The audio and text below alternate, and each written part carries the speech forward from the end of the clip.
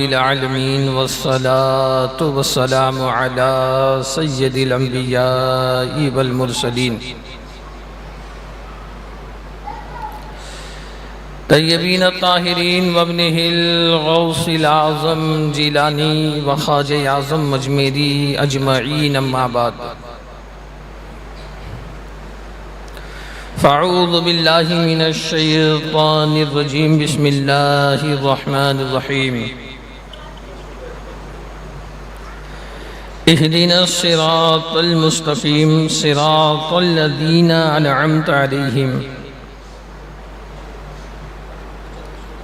غير المغضوب عليهم ولا الضالين صدق الله العظيم وصدق رسول النبي الكريم ونحن على ذلك لمن الشاهدين والشاكرين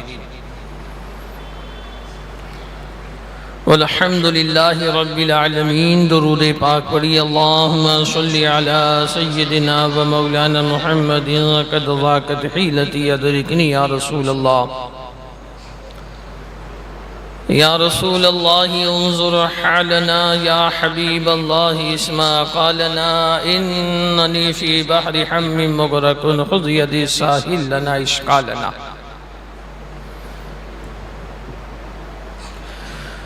بکار خیش حیرانم اگسنی یا رسول اللہ پریشانم پریشانم اگسنی یا رسول اللہ۔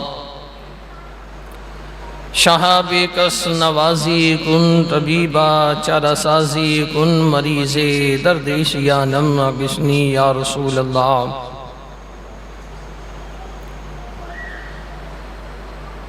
یا رسول اللہ غم ہو گئے بے شمار آقا بندہ تیرے نثار آقا،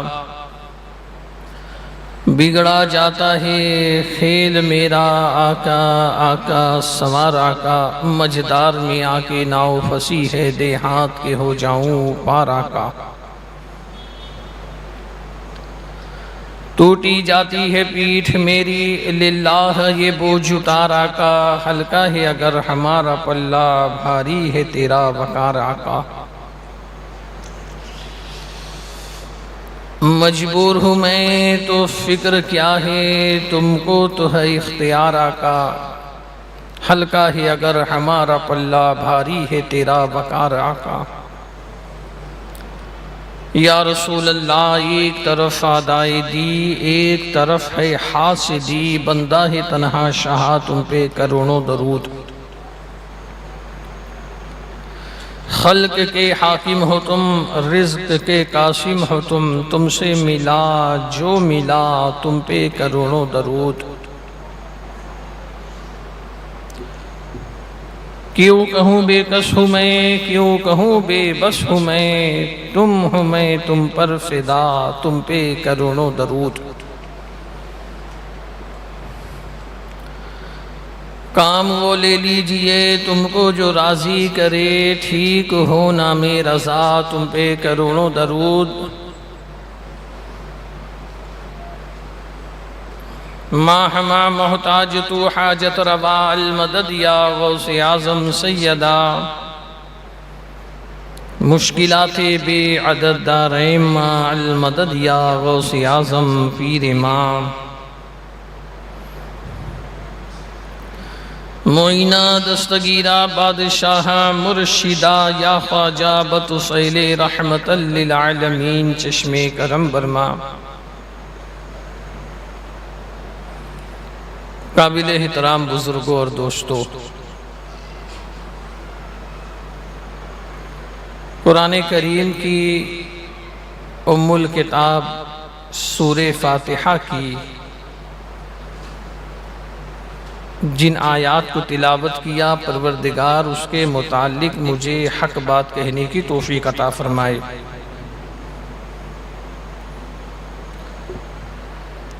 ہماری اور آپ کی آج کی دوسری محفل ہے۔ میں پھر ان لوگوں سے گزارش کروں گا جو اپنے گھروں میں بیٹھ کر بذریعہ موبائل مرد حضرات اس محفل کو سن رہے ہیں، دیکھ رہے ہیں، وہ مسجد میں آئیں۔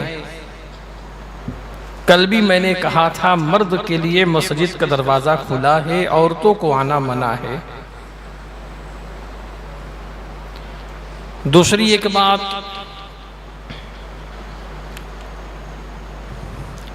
جو ضعیف العمر مسجد کی دیوار سے ٹیکا لگائے ہیں، مجبوری کی وجہ سے وہ لگائیں۔ جو جوان ہیں وہ آگے آ کر کے بیٹھیں۔ جوانوں کو مسجد کی دیوار سے ٹیکا لگانا یہ جائز نہیں ہے۔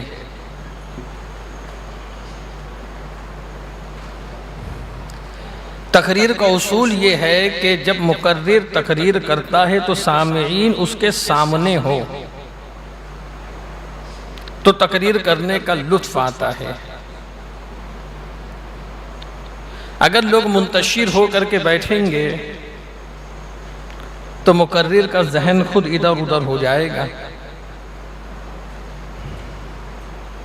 اس کو دودھ کی باٹلی دے دو، سیدھے بیٹھے گا۔ وہ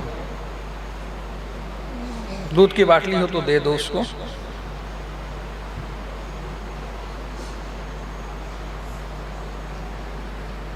درود پاک پڑھے، اللہم صلی علی سیدنا و مولانا محمد وعلی علی سیدنا و مولانا محمد وبارک وسلم صلاۃ و سلام علیک یا حبیبی یا رسول اللہ۔ بچوں کے اندر ذوق ہوتا ہے، اب چونکہ بچے مستی کرتے ہیں ناسمجھی کی وجہ سے، اور بچے محفلوں میں آگے آگے بیٹھتے ہیں بڑوں کی ناسمجھی کی وجہ سے۔ ہمارے بڑے اتنے ناسمجھ ہیں کہ وہ آگے بڑھتے ہی نہیں، اس کے لیے بچے آگے بڑھ جاتے ہیں۔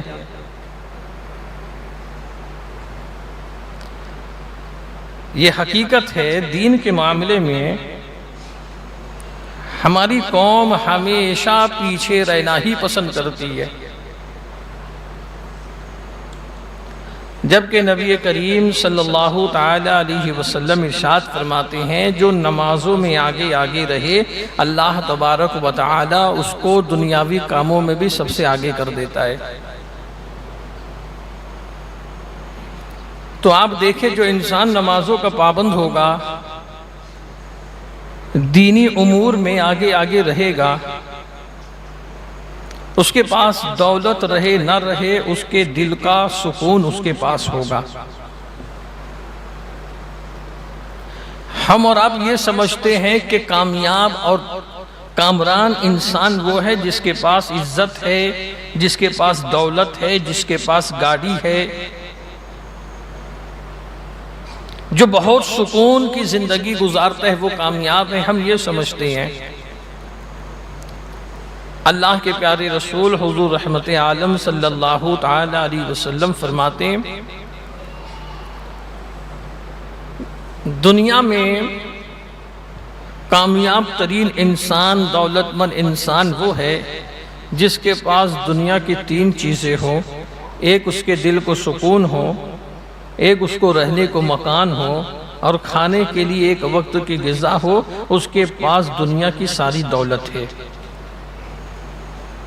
یہ حدیث پاک ہے کہ اگر کسی انسان کے دل کو سکون ہے، رہنے کو مکان ہے، اور کھانے کے لیے فقط ایک وقت کی غذا موجود ہے، اللہ کے نبی فرماتے ہیں اس کے پاس کائنات کی دولت ہے۔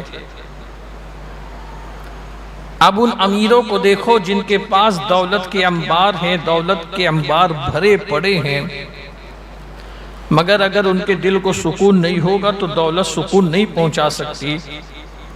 اگر ان کے دل کو سکون نہیں ہوگا تو اس کا بڑا بڑا مکان اس کے دل کو سکون نہیں پہنچا سکتا۔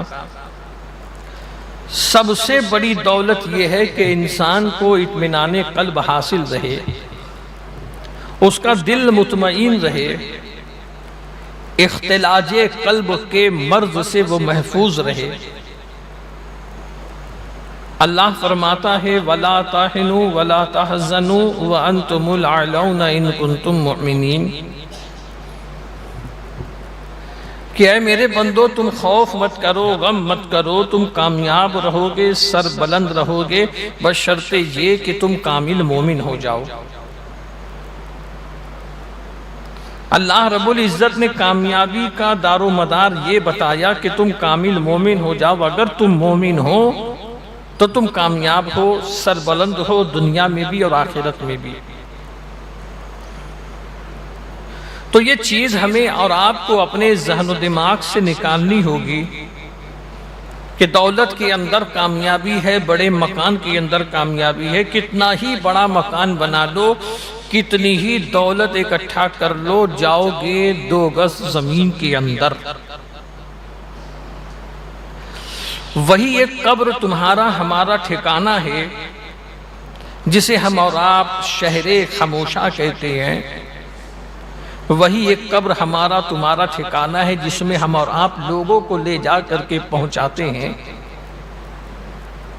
سرکار اعلی حضرت ارشاد فرماتے ہیں، ہائے غافل وہ کیا جگہ ہے جہاں 5 جاتے ہیں 4 پھرتے ہیں. کہ انسان کتنا غافل ہو گیا کہ لے جا کر کے خود ایک انسان کو وہاں پہنچاتا ہے، مگر اپنی پہنچ کو بھول جاتا ہے کہ ایک دن مجھے بھی لوگ اسی طریقے سے لا کر کے اسی جگہ پہنچائیں گے اور اپنے ہاتھوں سے مٹی ڈال کر کے منہ پھیر کے چلے جائیں گے. اللہ قرآن میں کہتا ہے، اقترب للناس حسابہم وہم فی غفلۃ معرضون، کہ لوگوں کا حساب قریب ہے مگر لوگ اپنے حساب سے غافل ہیں. جب ہم 17واں پارہ شروع کریں گے سورہ انبیاء، اس کی پہلی آیت ہے اقترب للناس حسابہم، کہ لوگوں کا حساب بہت قریب ہے مگر لوگ اپنے حساب سے بہت غافل ہیں. دنیا کے اندر جب ہمیں حساب دینا ہوتا ہے تو ہاتھ پیر میں کپ کپی تاری ہوتی ہے. جب ہم اپنے گھر سے اپنے ماں باپ سے پیسہ لے کر کے بازار جاتے ہیں اور ماں باپ یہ کہہ دے کہ آنے کے بعد حساب دے دینا، تو پھر بچہ بڑی دیانت داری کے ساتھ خریداری کرتا ہے کہ حساب دینا ہے، بڑی ایمانداری کے ساتھ پیسے کو بچاتا ہے کہ حساب دینا ہے. کوئی چیز اس کو پسند آتی ہے وہ نہیں لیتا کیونکہ حساب دینا ہے. اے مسلمانوں، ماں باپ کو حساب دینے سے اتنا ڈر لگتا ہے، ایک دن کا ایک وقت کا حساب دینے سے ڈر لگتا ہے. قیامت کے دن خداوند قدوس ہم سے ہماری پوری زندگی کا حساب لے گا. اللہ تبارک و تعالی ان تمام نعمتوں کا حساب لے گا جو تمام تر نعمتیں اللہ نے ہمیں اور آپ کو عطا فرمائی ہے. اللہ تبارک و تعالی پوچھے گا، تیری زندگی 60 سال کی تھی، اس کا حساب دے. تجھے دولت مند بنایا تھا، اس کا حساب دے. تیری اولادیں تھی، اولاد کا حساب دے. تو نے تربیت کیسی کی ہے؟ تجھ کو میں نے عزت سے سرفراز کیا تھا، عزت کا حساب دے. تجھ کو میں نے مقام و مرتبہ منصب عطا کیا تھا، اس کا حساب دے. تو بتائے مسلمانوں، اس وقت ہم کس طریقے سے حساب دیں گے؟ ہمارے اندر اس وقت حساب دینے کی تاب نہیں ہوگی. اس وقت ہم اللہ کے قہر و غضب کے سامنے، جب خدائے قہار غضب پر ہوگا اور ہم سے ہمارا حساب لے گا، تو ہم حساب دینے کی تاب نہیں رکھ سکتے. اللہ تبارک و تعالی انہی چیزوں کو بیان کرتا ہے کہ یہ انسان کیسا ہے کہ دن بدن وہ حساب کے دن کے قریب ہو رہا ہے، مگر وہ غافل ہے کہ مجھ کو مرنے کے بعد حساب دینا ہے. وہ اپنی مرضی کے مطابق اپنی نفس کی پیروی اور نفس کی اطاعت میں زندگی گزارتا ہے. وہ غافل ہے اس بات سے کہ مجھے اپنے اللہ کے حضور حساب دینا ہے. وہ شیطان کی پیروی کرتا ہے. وہ غافل ہے اس بات سے کہ مجھ کو حساب دینا ہے. انسان کتنا عجیب ہے. اگر ابھی آپ سے کوئی کہہ دے کہ فلاں راستے سے مت جانا، کیوں نہ جاؤں اس راستے پر؟ اس لیے کہ اس راستے راستے پر ڈاکو بیٹھے ہیں ڈکیتی کرنے کے لیے، تو انسان اپنے مال کی حفاظت کے لیے اس راستے کو ترک کر دے گا کہ کہیں ڈاکو میرا مال نہ لوٹ لے۔ اگر کوئی آپ کا عزیز کہہ دے فلانا تیرا دشمن ہے، اس کی چال میں نہ آنا، تو انسان اس سے بچنے کی کوشش کرتا ہے کہ میرے دوست نے کہا ہے وہ میرا دشمن ہے، میرے رشتہ دار نے کہا ہے وہ میرا دشمن ہے، تو انسان اس سے بچنے کی ہر ممکن تدبیر کیا کرتا ہے۔ مسلمانوں، دوست جھوٹ بول سکتا ہے، رشتہ دار جھوٹ بول سکتے ہیں۔ خدا بند قدوس ارشاد فرماتا ہے یا ایھا الذین آمنوا ادخلوا فی السلم کافہ، ایمان والو اسلام میں پورے کے پورے داخل ہو جاؤ۔ ولا تتبعوا خطوات الشیطان، تم شیطان کی اتباع نہ کرو، انہ لکم عدو مبین، اس لیے کہ وہ تمہارا کھلا ہوا دشمن ہے۔ اب بتائیے مسلمانوں، قرآن کریم جو اللہ تبارک و تعالی کی ایک عظیم ترین کتاب ہے، اور اللہ نے جب قرآن کو نازل کیا ہے تو قرآن کو کس طریقے سے نازل کیا جانتے ہیں آپ؟ الف لام میم۔ الف لام میم یہ حروف مقطعات ہے۔ الف لام میم کے تعلق سے فقہا فرماتے ہیں یہ اس کا علم اللہ رسول کو ہے، اللہ رسول کے علاوہ اس کا علم کسی کو نہیں ہے۔ اور الف لام میم جو ہے حقیقت میں ایک راز ہے، اور یہ راز کیا ہے جانتے ہو؟ جس کو اللہ کے رسول کے علاوہ کوئی نہیں جانتا۔ قرآن کریم کے اندر جتنے بھی حروف مقطعات ہیں، جب آپ قرآن اٹھا کر کے دیکھیں گے تو قرآن کے اندر کئی جگہ حروف مقطعات آئے، جیسے الف لام میم، ہا میم عین سین قاف، ہا میم عین سین قاف ہا یا عین صاد، اس طریقے سے جتنے حروف مقطعات آئے ہیں یہ راز کی باتیں ہیں۔ اب یہ راز کیا ہے؟ اللہ تبارک و تعالی جب اپنے حبیب کو اپنا کوئی پیغام دیتا تھا تو حضرت جبریل امین سے فرماتا جبریل جاؤ یہ آیت میرے نبی کو سنا دو۔ حضرت جبریل جب اس آیت کو لے کر کے آتے اور جب اس آیت کو پڑھتے، جیسے جیسے آیت پڑھتے حضرت جبریل جانتے تھے اللہ تبارک و تعالی کیا پیغام اپنے نبی کو دے رہا ہے، اللہ تبارک و تعالی کیا حکم اپنے نبی کو دے رہا ہے۔ مگر جب اللہ تبارک و تعالی نے چاہا کہ میں اپنے نبی سے کچھ راز کی بات کر لوں، میں اپنے نبی سے کچھ ایسی راز کی بات کرو کہ لے کر کے جبریل جائیں مگر جبریل کو معلوم نہ پڑے یہ راز کیا ہے، تو اللہ نے کہا اے جبریل جاؤ میرے نبی سے کہنا اللہ فرماتا ہے الف، اللہ فرماتا ہے لام، اللہ فرماتا ہے میم۔ جب حضرت جبریل حروف مقطعات لے کر کے آتے عرض کرتے یا رسول اللہ اللہ فرماتا ہے الف، تو حضور فرماتے ہیں فہم تو سمجھ گیا۔ پھر حضرت جبریل کہتے اللہ فرماتا ہے لام، حضور فرماتے فہم تو سمجھ گیا۔ پھر حضرت جبریل کہتے یا رسول اللہ اللہ فرماتا ہے میم، الف لام میم، تو حضور فرماتے فہم تو سمجھ گیا۔ لانے والے جبریل ہے مگر جبریل کو اللہ تبارک و تعالی نے اس راز سے آگاہی عطا نہیں فرمائی ہے۔ تو الف لام میم کے اندر جو راز ہے یہ راز کو نازل کرنے والا خدا جانتا ہے، اور یہ راز جس پر نازل کیا گیا وہ مصطفیٰ پیارے جانتے ہیں کہ اس میں راز کیا ہے۔ اس کے بعد خدا فرماتا ہے ذالک الکتاب لا ریب، وہ بلند رتبہ کتاب قرآن، اس میں شک کی جگہ نہیں ہے، اس میں شک کی گنجائش نہیں ہے۔ پہلے ہی شروع میں اللہ تبارک و تعالی نے اس بات کو واضح کر دیا ہے کہ قرآن کے اندر کوئی شک کی جگہ نہیں ہے، قرآن کے اندر کوئی شک کی گنجائش نہیں ہے۔ اسی قرآن کے اندر اللہ فرماتا ہے اے ایمان والو اسلام میں پورے کے پورے داخل ہو جاؤ، تم شیطان کی اتباع نہ کیا کرو، اس لیے کہ وہ تمہارا کھلا ہوا دشمن ہے۔ تمہارا دوست کہے فلاں راستے پہ تجھ کو خطرہ ہے، تم اس راستے کو چھوڑ دیتے ہو۔ تمہارا رشتہ دار کہے کہ فلانا تیرا دشمن ہے، تم اس انسان سے اپنے تعلقات کو منقطع کر دیتے ہو۔ مگر وہ خدا جو ہمیشہ تمہارا بھلا چاہتا ہے، وہ خدا جس نے تمہیں پیدا کیا ہے، وہ پروردگار جو تمہاری زندگی کا بھی مالک ہے اور تمہاری موت کا بھی مالک ہے، جو تمہیں رزق بھی عطا فرماتا ہے، جب تم بیمار پڑتے ہو تو شفا بھی وہی دیتا ہے، وہ رب کہتا ہے وَلَا تَتَّبِعُوا خُطُوَاتِ الشَّيْطَانِ، تم شیطان کی اتباع نہ کرنا، اس لیے کہ وہ تیرا دشمن ہے۔ وہ تیری اس کی اتباع کرنے کی وجہ سے تو دنیا میں کامیاب تو ہو سکتا ہے، تیری دنیا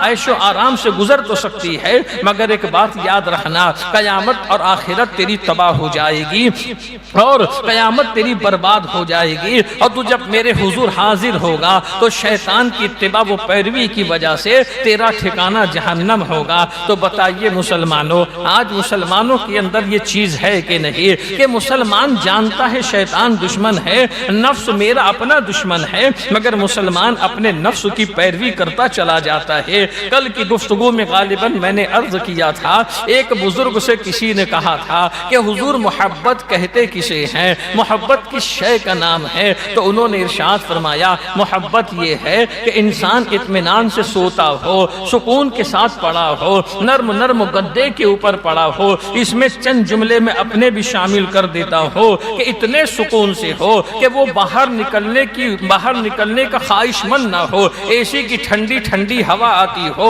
اور گھر کے باہر بارش جو ہے بڑی موسلا دار بارش ہوتی ہو، اسی میں مؤذن کہے حی علی الصلاۃ، نماز کے لیے آ جاؤ، حی علی الفلاح، نماز کے لیے کامیابی کے لیے آ جاؤ، الصلاۃ خیر من النوم، تیری نیند سے بہتر نماز ہے، تیرے گدے سے بہتر نماز ہے، تیری اے سی کی ٹھنڈی ہوا سے بہتر نماز ہے۔ تو محبت کا تقاضا یہ ہے کہ بندہ اپنے گدے کو ترک کر دے، محبت کا تقاضا یہ ہے کہ بندہ اپنی اے سی کی ٹھنڈی ہوا کو ترک کر دے، محبت کا تقاضا یہ ہے کہ بارش آتی ہو آئے، میں تو اللہ کے گھر میں جا رہا ہوں، بارش آتی ہو آئے، میں تو اپنے معبود کی بارگاہ میں اپنے سجدوں کا نذرانہ پیش کرنے جا رہا ہوں۔ کتنی حیرت کی بات ہے نا مسلمانوں، لوگ نعرہ لگاتے ہیں محبت رسول میں موت بھی قبول ہے۔ ارے اللہ کے بندو، رسول کی محبت میں مرنا چاہتے ہو، رسول کی محبت میں جی کر کے ان کے سنتوں پر نہیں کرتے ہو،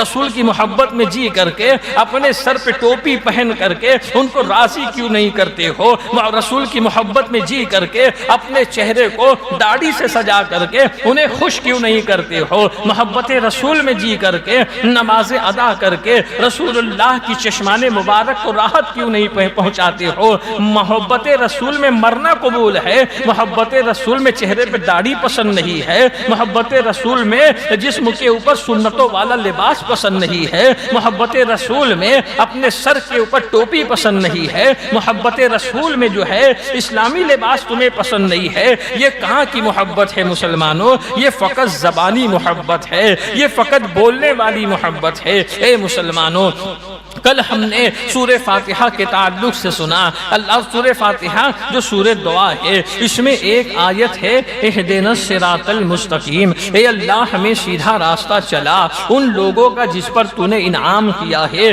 جن لوگوں پر تیرا انعام ہوا، تیرا فضل ہوا۔ اب یہ سیدھا راستہ کیا ہے مسلمانوں؟ صراط مستقیم کیا ہے مسلمانوں؟ اللہ کے پیارے نبی صلی اللہ تعالی علیہ وسلم اپنے اصحاب کے ساتھ جلوگر تھے، اللہ کے نبی کے ہاتھ میں ایک چھڑی تھی، اللہ کے نبی اس چھڑی سے ایک سیدھی لکیر پاڑتے ہیں، ارشاد فرماتے ہیں یہ صراط مستقیم سیدھا راستہ ہے۔ اس کے بعد اس کے دائیں بائیں بہت ساری لکیریں پاڑتے ہیں اور ارشاد فرماتے ہیں یہ شیطان کا راستہ ہے، تم سیدھا چلو گے اللہ تک کے پہنچو گے، دائیں بائیں مڑ جاؤ گے تم بے راہ ہو جاؤ گے اور بے راہ روی کا شکار ہو جاؤ گے۔ ابن کثیر میں ایک حدیث پاک ہے، اللہ کے پیارے نبی صلی اللہ تعالی علیہ وسلم ارشاد فرماتے ہیں کہ صراط مستقیم ایک سیدھا راستہ ہے، اس کے دائیں بائیں بہت سے دروازے ہیں، ہر دروازے کے اوپر پردہ پڑا ہوا ہے۔ وہ جو دائیں بائیں دروازے ہیں اس میں ایک دروازہ جھوٹ کا ہے، ایک دروازہ چوری کا ہے، ایک دروازہ غیبت کا ہے، ایک دروازہ شراب نوشی کا ہے، ایک دروازہ سود خوری کا ہے۔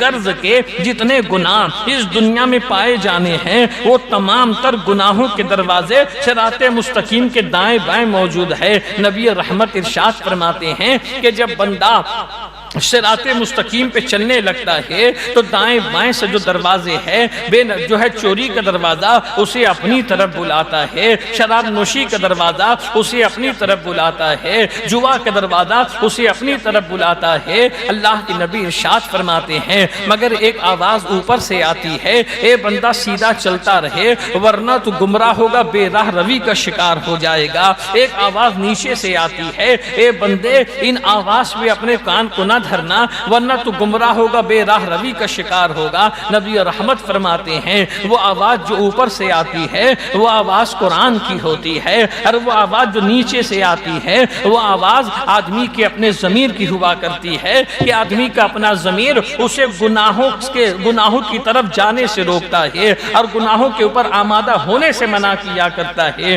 مگر آج کا مسلمان تو گناہ کر کر کے اتنا عادی ہو چکا ہے گناہ کا کہ اس کا ضمیر اب اسے گناہ سے روکتا نہیں ہے، اس کے ضمیر کے اوپر اس کا نفس اس طریقے سے غالب ہو چکا ہے۔ تو مسلمانوں، صراط مستقیم وہ راستہ ہے کہ جس راستے پر چل کر کے انسان کامیاب ہو سکتا ہے، انسان کامران ہو سکتا ہے۔ ہم نے دعا یہ کی، اے پروردگار ہمیں سیدھا راستہ چلا ان لوگوں کا جن پر تو نے انعام کیا ہے، ان لوگوں کا جن پر تیرا فضل ہوا ہے۔ تو بندے نے خدا سے پوچھا، اے پروردگار چونکہ انسان ناقص العقل ہے، چونکہ انسان عجلت پسند ہے، انسان کے اندر ہر کام کے اندر عجلت ہوا کرتی ہے، پروردگار اب تو بتا کن بندوں کے اوپر تیرا انعام ہوا ہے، کن لوگوں کی اتباع کرے تو ہم کامیاب ہو جائیں، کن لوگوں کے ساتھ رہیں تو ہم کامیاب ہو جائیں۔ تو پروردگار نے قرآن کریم کے اندر ہر چیز کو واضح طور سے بیان کر دیا ہے۔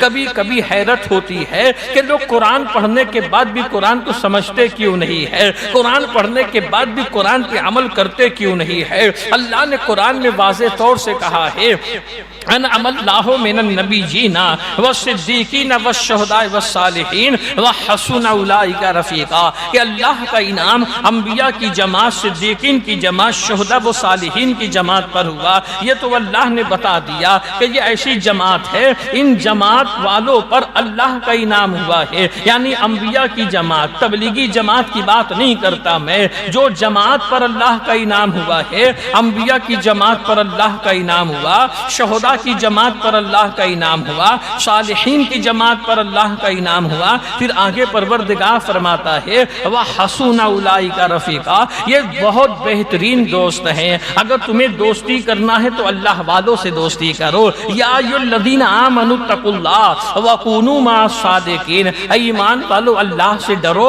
اور سچوں کے ساتھ ہو جاؤ۔ تو قرآن یہ کہتا ہے اللہ سے ڈرو، سچوں کے ساتھ ہو جاؤ۔ وَحَسُنَ أُولَئِكَ رَفِيقًا، اگر تمہیں دوستی کرنا ہے صدیقین سے دوستی کرو، شہداء و صالحین سے دوستی کرو۔ ان کی دوستی ایسی ہے جو تمہیں دنیا میں بھی کام آنے والی ہے اور آخرت میں بھی کام آنے والی ہے۔ حضرت مولانا جلال الدین رومی رحمت اللہ علیہ بڑی پیاری بات ارشاد فرماتے ہیں، اتنا پیارا قول ہے ان کا۔ ارشاد فرماتے ہیں، اے بندے اگر تو خدا سے ہم نشینی چاہتا ہے، اللہ کے ولی کی بارگاہ میں جا کے بیٹھا کر تجھے خدا کی ہم نشینی نصیب ہو جائے گی۔ ارشاد فرماتے ہیں اگر تو سنگ دل سنگ مرمر بھی ہوگا، اللہ کا ولی تجھے چمکتا ہوا ہیرا بنا دیں گے، تو چمکتا ہوا ہیرا بن جائے گا۔ یہ تعلیم قرآن سے ملی ہے۔ وَقُونُوا مَعَ الصَّادِقِينَ، تو سچوں کے ساتھ ہو جا، اور اولئک وَحَسُنَ أُولَئِكَ رَفِيقًا، تو ان سے دوستی کر لے تو بھی چمکتا ہوا ہیرا ہو جائے گا۔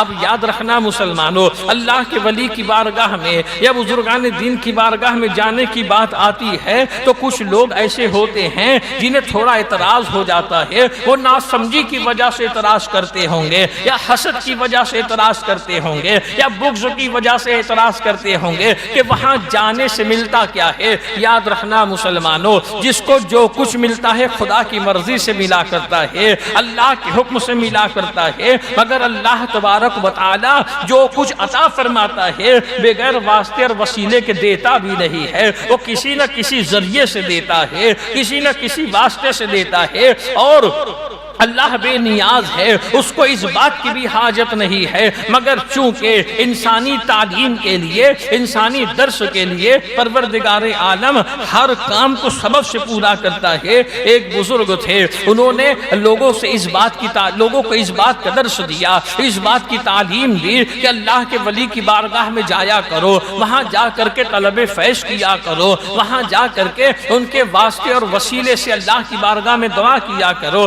ایک آدمی تھا، اس نے اعتراض کر لیا کہ جب مانگنا خدا سے ہے تو ولی کی بارگاہ میں جانے کی ضرورت کیا ہے؟ جب دینے والی ذات خدا کی ہے تو ولی کا واسطہ اور وسیلہ لگانے کی ضرورت کیا ہے؟ اب یہ عالم تھے، انہوں نے وہ دور بیٹھا ہوا تھا، اس کو اپنے قریب بلایا، قریب بلا کے بیٹھا دیا، وہ بیٹھا، انہوں نے اپنی تقریر شروع کر دی۔ تھوڑی دیر کے بعد پوچھتے ہیں اے اللہ کے بندے بتا تجھ کو کیسا محسوس ہو رہا ہے؟ کہا بہت راحت اور سکون ہے، تھوڑی ہوا لگ رہی ہے، ٹھنڈا لگ رہا ہے۔ کہا جب دور تھا تو کیسا تھا؟ کہا دور تھا بڑا گرم پڑ رہا تھا، دھوپ میں بیٹھا تھا، قریب آ گیا تو ٹھنڈک لگ رہی ہے، سکون ہے۔ کہا ٹھنڈک و سکون کیوں ہے؟ اس نے کہا کہ حضور آپ کے سر کے اوپر پنکھا ہلایا جا رہا ہے، آپ کے سر کے اوپر جو پنکھا ہل رہا ہے اس کی وجہ سے مجھ کو ٹھنڈک مل رہی ہے۔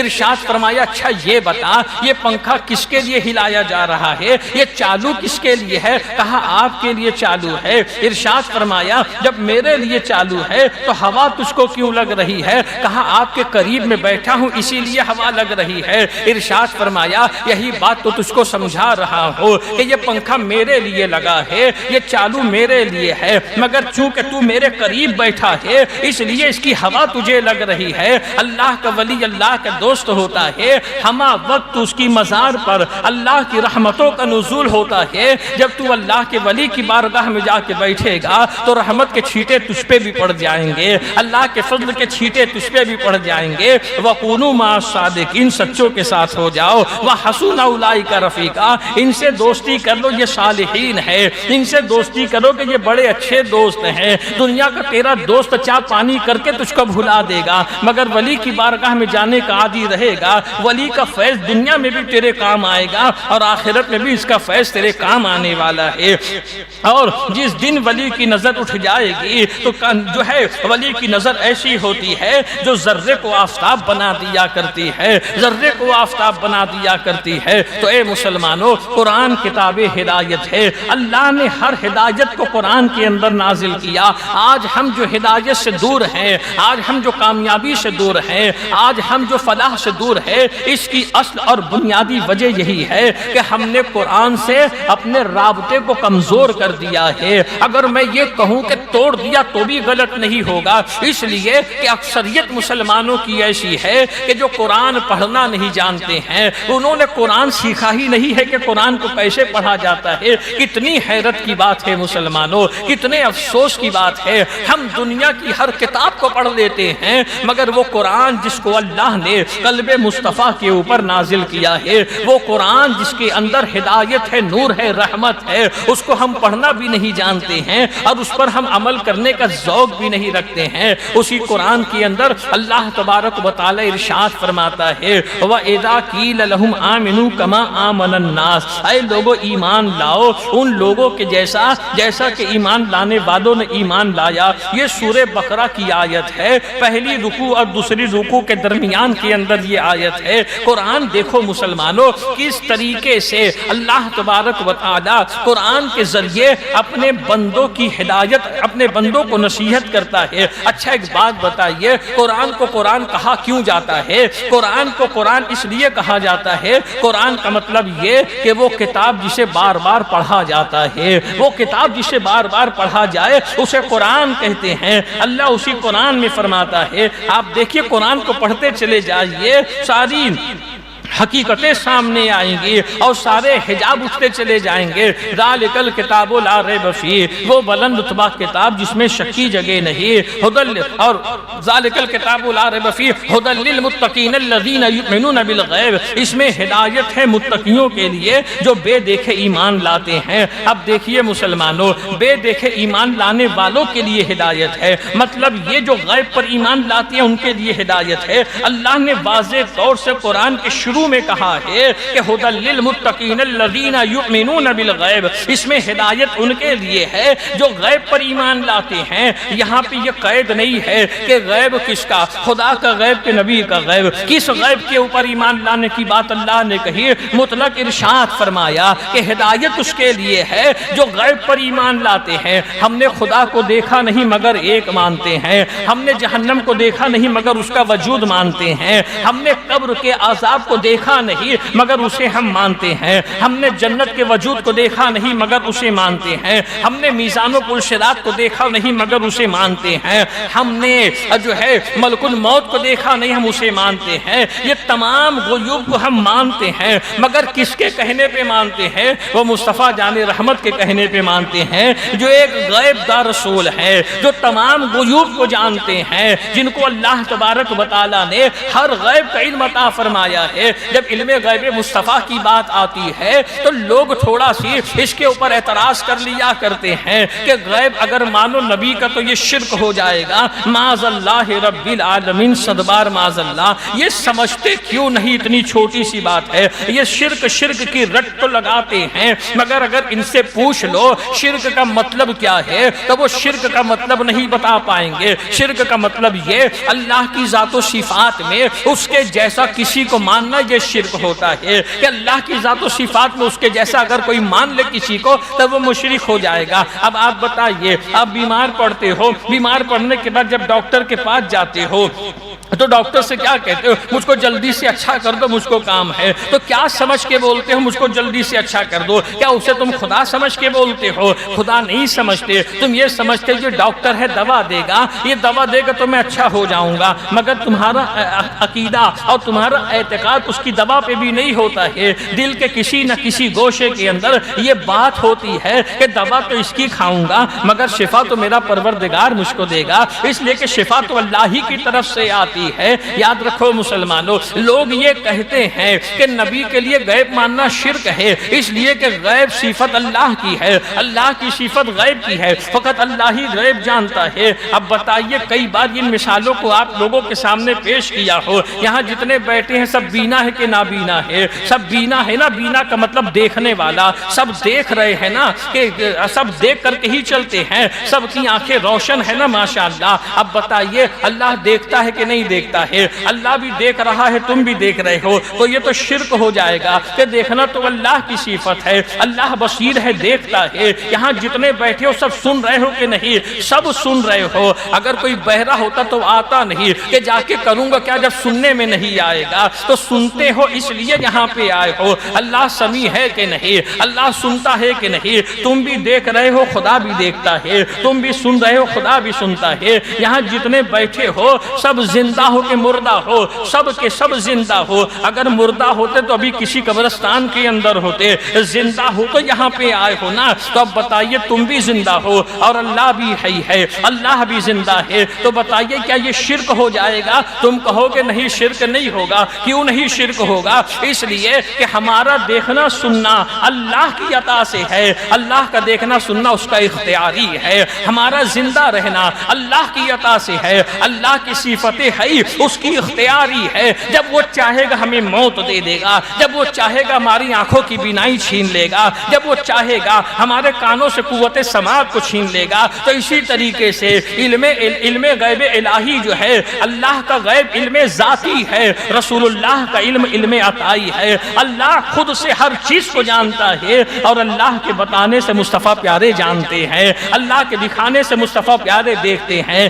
اللہ کے سنانے سے مصطفیٰ پیارے سن لیا کرتے ہیں۔ مگر ہمارا یقین ہے، ہمارا ایمان ہے، مصطفیٰ پیارے کو اللہ نے ما کان و ما یکون کا علم عطا کیا ہے، قیامت تک جو ہونے والا ہے، حتیٰ کہ کتنے جنت میں جانے والے ہیں رسول اللہ سب کو جانتے ہیں، اور کتنے جہنم میں جانے والے ہیں اللہ کے نبی سب کو جانتے ہیں۔ تو اسی قرآن میں اللہ کہتا ہے وَإِذَا قِيلَ لَهُمْ آمِنُوا كَمَا آمَنَ النَّاسُ، اے لوگو ایمان لاؤ ان لوگوں کے جیسا کہ ایمان لانے والوں نے ایمان لایا ہے۔ اب یہاں پہ دیکھیے مسلمانوں، قرآن کی ایک ایک آیت کے اندر نا کئی رموز ہوا کرتے ہیں، کئی حکمتیں ہوا کرتی ہے۔ یہاں پہ دیکھیے اللہ تبارک و تعالی نے جو حکم دیا ہے، یہاں پہ پیروی کرنے کا حکم دیا ہے، یہاں پہ تقلید کرنے کا حکم دیا ہے، یہاں پہ اتباع کرنے کا حکم دیا ہے، یہاں پہ اطاعت کرنے کا حکم دیا ہے، یہاں پہ پیچھے پیچھے چلنے کا حکم دیا ہے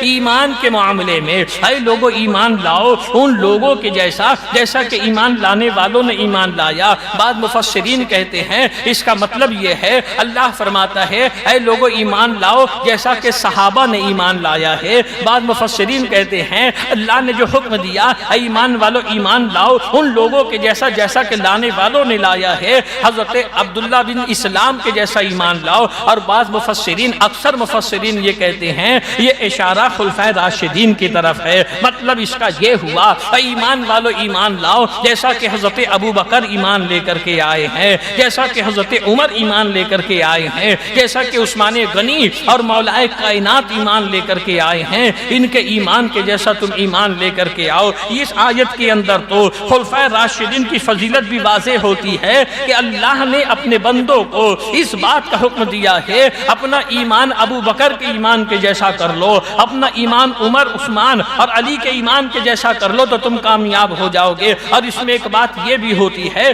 اس آیت کے اندر اللہ تبارک و تعالی نے ان لوگوں کا رد کر دیا ہے جو تقلید کا انکار کیا کرتے ہیں، جو کہتے ہیں ہمیں کسی امام کی پیروی کی ضرورت نہیں ہے، ہمیں کسی امام کی اتباع کی ضرورت نہیں ہے۔ آپ میرا اشارہ سمجھ رہے ہوں گے کہ میرا یہ اشارہ ان لوگوں کی طرف ہے جو اپنے آپ کو اہل حدیث کہتے ہیں کہ ہم تو حدیث کے اوپر عمل کر کے اپنی تمام ضرورتوں کو پورا کر سکتے ہیں۔ اب بتائیے مسلمانوں اس زمانے کے اندر کس کے پاس اتنا علم ہے جو قرآن اور حدیث سے اپنے مسئلوں کا استنباط کر سکے اور اپنے مسئلوں کو نکال سکے؟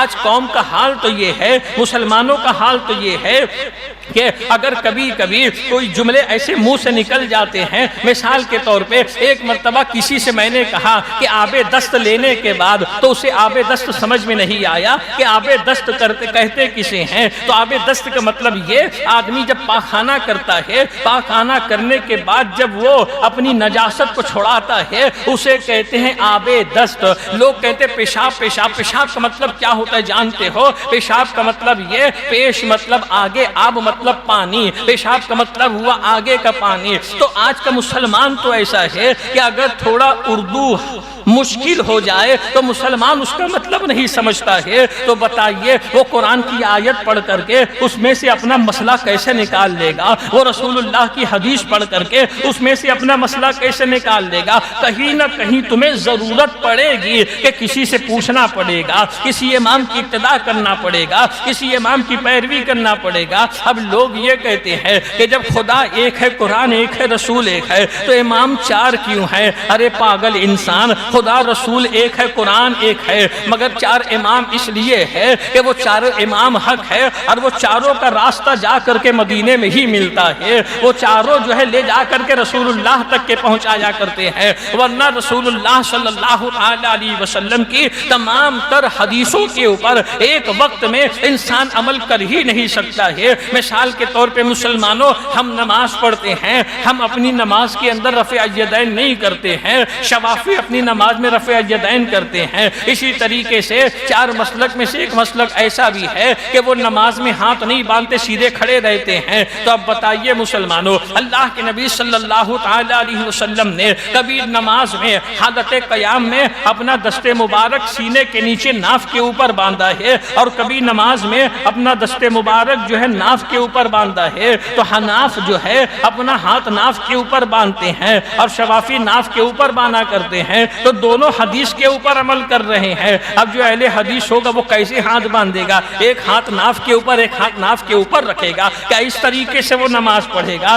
تو یاد رکھنا اپنی نماز کو مکمل کرنے کے لیے انسان کو کسی نہ کسی امام کی پیروی کرنا پڑے گا۔ اچھا یہ مسئلے میں امام کی پیروی نہیں کرتے ہیں مگر 5 وقت کی نماز میں کسی نہ کسی امام کے پیچھے کھڑے رہ کے بولتے ہیں پیچھے امام کے اللہ اکبر اللہ اکبر۔ یاد رکھنا مسلمانوں، اللہ کا یہ بے پناہ فضل و کرم ہے کہ اللہ تبارک تبارک و تعالیٰ نے ہمیں ہدایت یافتہ بنایا ہے، ہمیں امام اعظم کا مقلد بنایا ہے، ان کی پیروی کرنے والا بنایا ہے، تو خدا نے کیا کہا؟ وَإِذَا قِيلَ لَهُمْ آمِنُوا كَمَا آمَنَ النَّاسُ، اے لوگو ایمان لاؤ ان لوگوں کے جیسا کہ ایمان لانے والوں نے لایا ہے۔ حضرت عبداللہ ابن عباس رضی اللہ تعالیٰ کی تفسیر میں یہ بات ہے کہ یہ اشارہ جو ہے خلفائے راشدین کی طرف ہے۔ حضرت ابو بکر صدیق رسول اللہ کے پہلے خلیفہ ہیں، حضرت عمر رسول اللہ کے دوسرے خلیفہ ہیں، حضرت عثمان غنی یہ تیسرے ہیں، اور مولا کائنات رضی اللہ تعالیٰ یہ رسول اللہ کے چوتھے خلیفہ ہے۔ یہ چاروں رسول اللہ کے چہیتے۔ اب ان میں دیکھیے مسلمانوں کہ عموماً ایسا ہوتا ہے کہ حضرت ابو بکر عمر کے تعلق سے علماء کہتے ہیں شیخین، جب بھی کہا جائے شیخین تو سمجھ لینا اشارہ حضرت ابو بکر اور حضرت عمر کی طرف ہے، اور جب صاحبین کہا جائے تو اس سے مراد حضرت عثمان اور حضرت علی ہے۔ حضرت ابو بکر و عمر کو شیخین اس لیے کہا جاتا ہے کہ یہ دونوں رسول اللہ کے رشتے میں سسر لگتے ہیں، دونوں کی شہزادی رسول اللہ کے نکاح میں تھی، اور حضرت عثمان و علی یہ صاحبین اس لیے ہیں کہ یہ دونوں رسول اللہ کے داماد ہیں، اور دونوں کے نکاح میں اللہ کے پیارے نبی صلی اللہ علیہ وسلم کی مقدس شہزادیاں تھی۔ حضرت ابو بکر صدیق رضی اللہ تعالیٰ جن کے تعلق سے نبی رحمت ارشاد فرماتے ہیں کہ اس روئے زمین پر تمام انبیاء کے بعد اگر سب سے افضل ترین انسان کوئی ہے تو وہ حضرت ابو بکر صدیق ہے، انبیاء کے بعد سب سے اونچا مقام ان کا ہے۔ حضرت ابو بکر کون ہے مسلمانوں؟ حضرت ابو بکر مکے کے رہنے والے، حضرت ابو بکر خاندان بنو ہاشم کے رہنے والے، یہ تجارت کرنے والے، ان کے واقعات اور ان کے تعلق سے قرآنی آیات ان کی فضیلت کے اندر اور حدیث طیبات میں اللہ کے پیارے رسول صلی اللہ علیہ وسلم نے ان کی بڑی عظمتوں کو بیان کیا۔ ان کا ایمان لانے کا واقعہ کیا ہے؟ یہ بڑے شریف النفس تھے، اتنے شریف النفس تھے کہ حضرت ابو بکر صدیق کی جب ولادت ہوئی تھی، آپ کی ولادت کے بعد آپ کے والد ابو قحافہ ایک مرتبہ آپ کو بت خانے میں لے کر کے گئے تھے، ان کے بچپنے میں بت خانے میں لے کر کے گئے تھے۔ ابو قحافہ نے کہا کہ یہ ہمارے معبود ہیں، ان کی عبادت کرو۔ حضرت ابو بکر نے دیکھا، ارشاد فرمایا یہ ہمارے معبود ہے، اور کہا دیکھو میں بھوکا ہوں مجھ کو کھانا کھلا دو، میں ننگا ہوں مجھ کو کپڑا پہنا دو۔ پھر ایک پتھر اٹھایا اور اٹھا کر کے ارشاد فرمایا کہ دیکھ میں تجھ کو مارتا ہوں، اگر تو اپنے آپ کو بچا سکتا ہے تو بچا لے۔ اتنا کہہ کر کے پتھر اس کی طرف پھینکا تو بت کی ناک ٹوٹ جاتی ہے۔ حضرت ابو قحافہ آپ کو مارنا چاہتے ہیں، آپ کی والدہ منع کر دیتی ہے کہ اسے مت مارو، کہ جس رات یہ پیدا ہوا تھا اسی رات میں نے ہاتف غیبی سے آواز سنی تھی کہ یہ وہ ہے جو نبی آخر الزمان کے دین میں داخل ہوگا اور اس کا پہلا خلیفہ بنے گا۔ حضرت ابو بکر صدیق کو تمام صحابہ کے اندر ایک امتیازی حیثیت یہ حاصل ہے، آپ بھی صحابی ہیں، آپ کے والد بھی صحابی ہوئے، آپ کی تمام اولاد صحابی تھی، آپ کے تمام بیٹے اور بچیاں یہ سب کے سب دامن اسلام میں آئے تھے۔ آپ تجارت کے لیے ملک شام جا رہے تھے، راستے میں آپ نے خواب دیکھا تھا، ایک جگہ آپ نے قیام کیا، آنکھ لگی تو آپ نے خواب دیکھا کہ آسمان سے چاند و سورج اتر کر کے آپ کے دامن میں آ جاتے ہیں، آپ اس کو اپنی چادر سے ڈھانک لیتے ہیں۔ جب بیدار ہوتے ہیں تو اس عجیب خواب کے اوپر آپ کو حیرت ہوتی ہے کہ یہ عجیب خواب تھا۔ اب یاد رکھنا مسلمانوں، آج بھی لوگ بہت خواب دیکھا کرتے ہیں، کچھ اچھے دیکھتے ہیں کچھ برا دیکھا کرتے ہیں، مگر خواب کی حقیقت بھی ہے اور کچھ حقیقت نہیں بھی ہوا کرتی ہے۔ خواب کے تعلق سے حدیث طیبات کے اندر بہت ساری باتیں آئی ہیں، تو یہ ایک الگ گفتگو ہے، کبھی اگر موقع ملا تو اس کے اوپر گفتگو کی جائے گی۔ حضرت ابو بکر نے جب اس عجیب خواب کو دیکھا، اسی وقت ایک راہب کے پاس جاتے ہیں، خواب کی تعبیر بتانے والے کے پاس جا کر کے اپنے اس عجیب خواب کو بیان کرتے ہیں کہ میں نے ایسا خواب دیکھا ہے کہ چاند و سورج اتر کر کے میرے دامن میں آ گیا اور میں نے اپنی چادر سے اسے ڈھانک لیا۔ اس راہب نے کہا تمہارا نام کیا ہے؟ ارشاد فرمایا میرا نام ابو بکر ہے۔ کہا کہاں کے رہنے والے ہو؟ ارشاد فرمایا مکے کا رہنے والا ہو۔ پھر کہا کس خاندان سے ہو؟ کہا قبیلے بنو ہاشم سے ہو۔ پھر کہا کام کیا کرتے ہو؟ ارشاد فرمایا تجارت کرتا ہو۔ اس راہب نے کہا مبارک ہو، مکے میں ایک آخری نبی ہوں گے محمد الامین جنہیں کہا جائے گا، ان کے اوصاف کو میں نے توریت میں بھی پڑھا ہے، انجیل و زبور کے اندر بھی ان کی صفتوں کو میں نے پڑھا ہے۔ ابو بکر سنو، تم ان کے دین میں داخل ہو جاؤ گے اور ان کے پہلے خلیفہ بننے والے تم ہو۔